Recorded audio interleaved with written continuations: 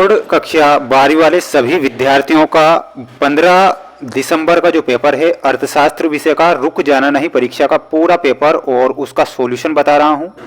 प्यारे विद्यार्थियों, वादा करता हूं कि यहां से आपके जो प्रश्न हैं बाहर नहीं जाएंगे। जितने भी बच्चे इस वीडियो को देख रहे हैं तो प्यारे विद्यार्थियों रट लीजिए इन प्रश्नों को, क्योंकि यही वो प्रश्न है जो आपकी रुक जाना नहीं परीक्षा यानी कि 15 दिसंबर को आपको देखने को मिल जाएंगे। प्यारे विद्यार्थियों, पहला ही आपका जो पेपर होगा अर्थशास्त्र विषय का पेपर होगा, इसलिए सभी बच्चों को इन क्वेश्चन पेपर को ध्यान से देखना है। पूरा पेपर 80 नंबर का आपका पेपर आएगा, पूरा का पूरा पेपर, और उसका सॉल्यूशन बता रहा हूं, तो सभी बच्चे रट लीजिए, छाप लीजिए। चैनल पर नए हैं तो चैनल को सब्सक्राइब करके रखिएगा। प्यारे विद्यार्थियों, जो पेपर बता रहा हूं उन्हीं में से प्रश्न आएंगे, क्योंकि जून में जिन बच्चों को हमने पेपर बताए थे 100% वही पेपर रियल साबित हुए थे। और अब वादा करता हूं कि प्यारे विद्यार्थियों यहां से आपके प्रश्न बाहर नहीं जाएंगे। तो आइए शुरुआत करते हैं हमारे प्रश्नों से जो आपकी परीक्षा में पूछे जाएंगे। देखिएगा, क्वेश्चन आ चुके हैं प्यारे विद्यार्थियों, पूरा पेपर आ चुका है 100%। यही जो क्वेश्चन पेपर है आपको ध्यान से देख लेना है और इन प्रश्नों को याद कर लेना है।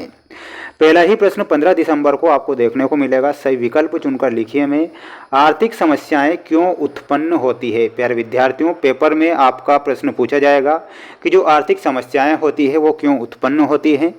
ऑप्शन दिए जाएंगे असीमित आवश्यकताएं, आवश्यकताओं की संतुष्टि के सीमित साधन, साधनों के वैकल्पिक प्रयोग यथासंभव नहीं होते हैं। तो प्यारे विद्यार्थियों, यहाँ पर आपको उपरोक्त सभी करेक्ट उत्तर के रूप में बताना है। ये ऑप्शन नंबर डी आपको सही उत्तर के रूप में करेक्ट करना है। 15 दिसंबर का पेपर है, बिल्कुल तैयारी में करवा रहा हूँ। प्यारे विद्यार्थियों, पास होना है तो जुड़ जाइए हमारे साथ, चैनल को सब्सक्राइब कर लीजिए। वादा करता हूँ जो पेपर बताऊँगा पेपर आपका बाहर नहीं जाएगा। कौन सी लागत शून्य नहीं हो सकती है। तो प्यारे विद्यार्थियों, कौन सी लागत शून्य नहीं हो सकती, तो यहाँ पर आपको लिखना है जो स्थिर लागत होती है वो शून्य नहीं हो सकती है, तो स्थिर लागत करेक्ट करना है। वस्तु का मूल्य कम होने पर पूर्ति क्या होती है। तो अगर वस्तु का मूल्य कम हो जाएगा तो प्यारे विद्यार्थियों पूर्ति घट जाती है, तो यहाँ पर आपको लिखना है घटती है। निम्न में से क्या राष्ट्रीय संपत्ति का अंग नहीं है। तो यहाँ पर आपको स्थिर पूंजी बताना है। स्थिर पूंजी जो होती है वो राष्ट्रीय संपत्ति का अंग नहीं होता है। यहाँ पर स्थिर पूंजी करेक्ट उत्तर का सही आंसर हो जाएगा। चैनल पर नए हैं तो जल्दी से आप सभी बच्चे कमेंट बॉक्स में जय श्री राम का मैसेज करेंगे। सभी विद्यार्थी, पूर्ति अपनी मांग स्वयं उत्पन्न कर लेती है, यह कथन किसका था। तो इसमें लिखना है प्रोफेसर जेबीसे का ये कथन था कि जो पूर्ति है अपनी मांग स्वयं उत्पन्न कर लेती है। चालू खाते की मदें होती है। तो चालू खाते की मदें दृश्य और अदृश्य मदें होती है, इसलिए आपको ऑप्शन नंबर सा वाला हमारा करेक्ट उत्तर हो जाएगा। दोनों ही हमारे करेक्ट हैं, ठीक है। इसके बाद में अगला प्रश्न पूछा जाएगा। ये पूरा पेपर बता रहा हूँ 100% यहीं से आपकी परीक्षा में प्रश्न आएंगे, इसलिए आप सभी को याद कर लेना है। उपभोक्ता संतुलन वह स्थिति होती है जिसमें उपभोक्ता संतुष्टि प्राप्त करता है। तो यहाँ पर आपको लिखना है जो उपभोक्ता होता है वो अधिकतम संतुष्टि प्राप्त करता है, इसमें आपको अधिकतम फील करना है। समष्टि अर्थशास्त्र की अवधारणा का प्रतिपादन ने किया था। तो इसका जो प्रतिपादन था वो किसने किया था, इसमें लिख लेना है जॉन मेकार्ड किन्स ने। किसने किया था, यहाँ पर जॉन मेकार्ड किन्स करेक्ट उत्तर हो जाएगा। स्थिर लागत एवं परिवर्तनशील लागत का योग होता है। तो इसमें आपको लिखना है, तीसरे में लिखना है कुल लागत। तीसरे का आंसर क्या हो जाएगा, कुल लागत आपका सही उत्तर के रूप में हो जाएगा। अगला प्रश्न देखिएगा, अगर फेल नहीं होना है तो रट लीजिए इन प्रश्नों को। सरकार द्वारा किसी वस्तु अथवा सेवा के लिए निर्धारित की गई न्यूनतम सीमा को कहते हैं, तो उसे निम्नतम निर्धारित कीमत सीमा कहेंगे। क्या कहेंगे, यहाँ पर लिखना है निम्नतम निर्धारित कीमत उसे कहते हैं। क्या लिखना है, निम्नतम निर्धारित कीमत सीमा उसे कहेंगे। हमारे देश में पत्र मुद्रा निर्गमन का अधिकार किसके पास होता है। तो इसमें आरबीआई लिखना है। किसी देश में कीमतों में अधिक वृद्धि हो जाने पर उसके निर्यात हो जाते हैं। तो निर्यात प्यारे विद्यार्थियों कम हो जाते हैं, यहाँ पर आपको कम लिख कर आना है। अगला प्रश्न पूछा जाएगा, आपकी स्क्रीन के सामने देख सकते हैं जितने भी बच्चे वीडियो को देख रहे हैं। तो प्यारे विद्यार्थियों, जैसे कि मैंने आपसे कहा है कि कमेंट बॉक्स में जय श्री राम का मैसेज आप जरूर करेंगे। यहाँ पर अगला क्वेश्चन ये रहा, औसत संप्राप्ति, औसत संप्राप्ति में आपका सही उत्तर हो जाएगा प्यारे विद्यार्थियों ऑप्शन नंबर डी, कुल आगम बटे मात्रा। कुल संप्राप्ति में आपका सही उत्तर हो जाएगा ऑप्शन नंबर थर्ड, कीमत मल्टीप्लाई मात्रा, ऑप्शन नंबर सी से मिलाना है। द्विअधिकार दो विक्रेताओं के बीच होता है। The general theory of employment में आपका सही उत्तर क्या हो जाएगा, और वो हो जाएगा लॉर्ड किन्स, है ना, ऑप्शन नंबर ई से इसमें मिलाना है। अर्थशास्त्र के जनक कौन थे, तो एडम स्मिथ अर्थशास्त्र के जनक हैं। उपभोग फलन में आपका सही उत्तर हो जाएगा ऑप्शन नंबर ए, सी बराबर एफ वाई। ठीक है, ये आप सभी बच्चों को करेक्ट उत्तर के रूप में याद रखना है। इसके बाद हम बढ़ेंगे हमारे अगले प्रश्न की ओर। अगला प्रश्न ये रहा, आपकी स्क्रीन के सामने पूरा पेपर आ चुका है और जो बता रहा हूँ वहीं से प्रश्न आएंगे।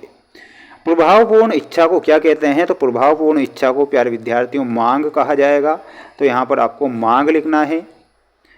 यदि किसी वस्तु पर कर अधिक लगता है तो पूर्ति पर क्या प्रभाव पड़ेगा, तो इसमें सही उत्तर क्या हो जाएगा, पूर्ति कम हो जाएगी। दूसरे में आपको लिखना है पूर्ति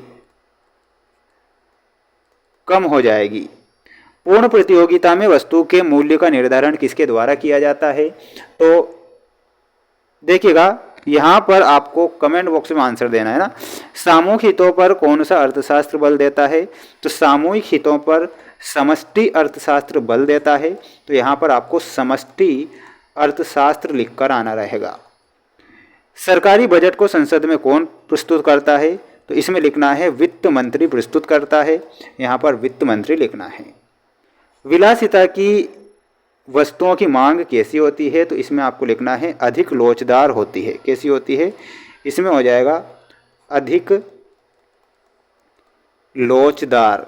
विश्व बैंक की स्थापना कब होती है, 1944 में विश्व बैंक की स्थापना हुई थी। तो 1944 हमारा सही उत्तर हो जाएगा। बिल्कुल पूरा का पूरा पेपर आ रहा है, यही पेपर आपकी परीक्षा में आपको देखने को मिल जाएगा। बिल्कुल आपको टेंशन नहीं लेना है। सत्य सत्य में प्रश्न पूछे जाएंगे। उपयोगिता एक आत्मनिष्ठ धारणा है, तो प्यारे विद्यार्थियों ये आपका सत्य हो जाएगा। अल्पकाल में औसत लागत दो प्रकार की होती है, ये आपको असत्य बताना है। बाजार मूल्य काल्पनिक होता है, ये गलत हो जाएगा। सकल घरेलू उत्पाद माइनस मूल्यह्रास बराबर शुद्ध घरेलू उत्पाद, ये सत्य बताना है। भारत का वित्तीय वर्ष 1 अप्रैल से 31 मार्च तक चलता है, बिल्कुल ये सत्य होगा। वस्तु एवं सेवा कर जीएसटी एक राष्ट्र एक कर एवं एक बाजार की अवधारणा पर आधारित है, तो ये भी आपका सही होगा। वहीं आपका ये व्यापार संतुलन भुगतान संतुलन का अंग नहीं है, तो ये आपका गलत हो जाएगा। स्क्रीनशॉट लेते चलना है। और प्यारे विद्यार्थियों ये पूरा पेपर है जो आपकी परीक्षा में आएगा। पेपर के पीडीएफ अगर आपको चाहिए तो प्यारे विद्यार्थियों हमारा ऐप है जिसका नाम है मेंस एजुकेशन ऐप। प्यारे विद्यार्थियों इसकी लिंक मैंने डिस्क्रिप्शन में दे रखी है। और जो प्रश्न पत्र बता रहा हूँ 4 सेट पेपर बताऊँगा।